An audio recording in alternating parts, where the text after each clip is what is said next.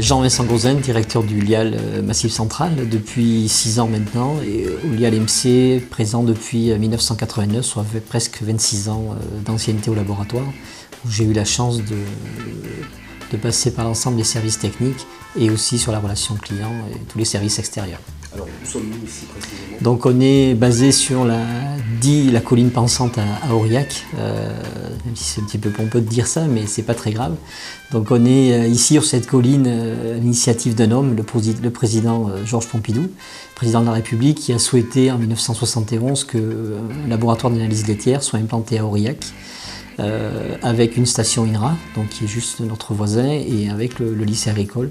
Donc l'initiative en revient à cet homme-là suite à la promulgation de la loi Godefroy en 1969 qui avait instauré le paiement du lait à la qualité. Au départ, on était basé sur 5 départements historiques, le Cantal, la Lozère, la Corrèze, le Lot et l'Aveyron. Et au fil du temps, en fait, on s'est ouvert à l'ensemble du Massif Central. Aujourd'hui, on est sur 5 régions administratives et on va même un petit peu plus loin où on travaille beaucoup avec la Corse, mais aussi avec l'ensemble du territoire français. Donc en termes de ressources, le laboratoire aujourd'hui, c'est 5,7 millions d'euros en 2014 pour un effectif de 84 salariés, tous basés à Aurillac.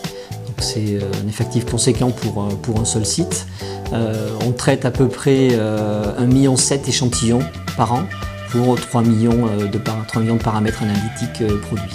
Le domaine de compétences est très axé sur les produits laitiers parce que notre socle de base c'est le lait à travers un paiement du lait à qualité, mais du fait de la restructuration permanente depuis 40 ans de l'industrie laitière et surtout de la production, il a fallu trouver des ressources, certes financières, donc une activité, mais aussi d'autres compétences qu'on a su développer, donc rendre hommage aux précédents directeurs et surtout au conseil d'administration qui ont su accompagner le développement de cet outil. Donc on s'est tourné vers tous les produits dérivés du lait, donc notamment les fromages et surtout les fromages AOP, et on s'est tourné naturellement vers d'autres productions agricoles comme les produits carnés, donc on travaille beaucoup avec les abattoirs et tout ce qui est traiteur et derrière restauration collective.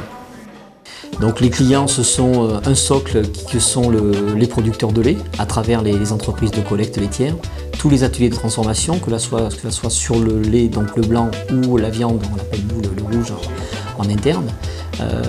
On travaille aussi sur l'amont de ces productions, notamment avec les aliments du bétail, où on a une unité spécialisée dans les analyses d'aliments du bétail.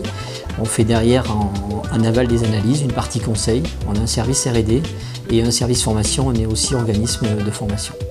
Merci, au revoir. On a 3 services support ici, que sont, donc on a un service qualité, aujourd'hui qui est étoffé avec 2 personnes, un service commercial qui est adossé à un service relation client.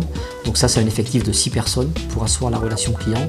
Bien sûr, un service comptable, un service RH, un service collecte qui représente aujourd'hui 12 salariés, qui parcourent 700 000 km par an, parce que les échantillons ne viennent pas tout seuls à Aurillac. On utilise beaucoup des services de transport comme la Poste ou Chronopost, mais beaucoup nos véhicules de collecte, où en fait on est présent 6 jours sur 7, par exemple Sud Aveyron, on descend jusqu'à Lodève, Clermont-Ferrand c'est 3 fois par semaine, et pareil pour la Lozère et pour le côté Limousin aussi. Vers 50% de nos charges, c'est la masse salariale. Donc c'est certes la première charge, mais c'est surtout la première ressource. Donc on a intérêt, nous, à cultiver notre première ressource, que sont les hommes et les femmes de Slavo. Donc on est très axé sur la formation. On fait beaucoup de formations ici. Et surtout, on essaye de dégager une image positive à travers, notamment par exemple, la gestion des déchets, où c'est l'adhésion de tous les salariés pour être un laboratoire dit propre. Même si le terme n'est pas forcément exact, mais c'est fort accent sur la gestion des déchets, donc réduire nos coûts et avoir une empreinte écologique correcte, ce qui n'était pas forcément le cas des laboratoires tels que nous il y a 15, 20 ans ou 30 ans. On mise beaucoup sur le personnel ici à Aurillac parce que c'est pas forcément facile de recruter.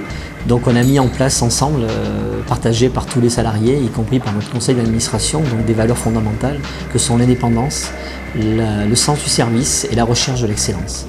Et pour ça on s'appuie sur 3 piliers que sont rentabilité et pérennité du service, la compétence de nos salariés et surtout la satisfaction de nos clients. Sans clients, nous n'existerions pas et nous ne serions plus, donc autant les satisfaire du mieux possible et répondre à leurs attentes et à leurs besoins. La satisfaction du client est chez nous une obligation et on s'y attelle depuis de nombreuses années où on s'est accrédité COFRAC donc dès 1992. Donc on est quasiment à 23 ans d'accréditation COFRAC. Aujourd'hui, c'est 6 programmes d'accréditation, dont les analyses d'eau depuis quelques mois, pour 66 lignes accréditées. Ça, c'est un gage de qualité et de confiance qui est donné à nos clients qui utilisent nos services.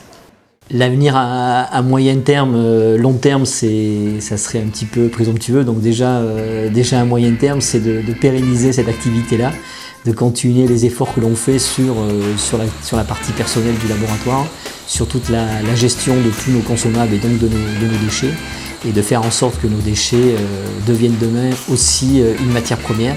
On sait ce que l'on a fait déjà avec notamment la paraffine que l'on recycle.